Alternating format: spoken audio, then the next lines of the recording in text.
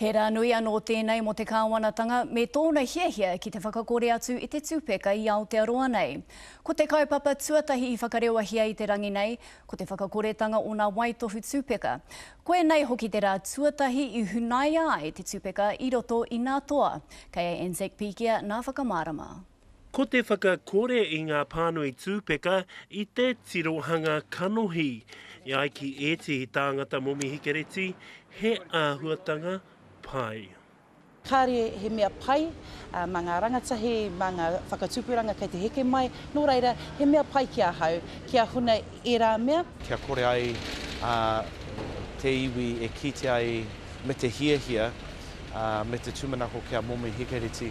Ka tae anō, ka whakamanahia te ture hou, nā kei te kōkiri anoa tare ana turea, kia whakakore i ngā pānui, i runga i ngā pākete nei.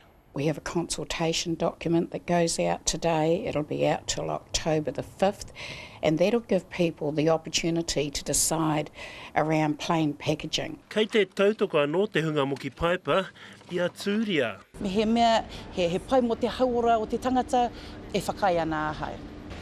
Pai hoki te huna tuhinga me ngā whakaahua marunga i ngā pākete, engari kāre e mutu ai te tangata i te momi.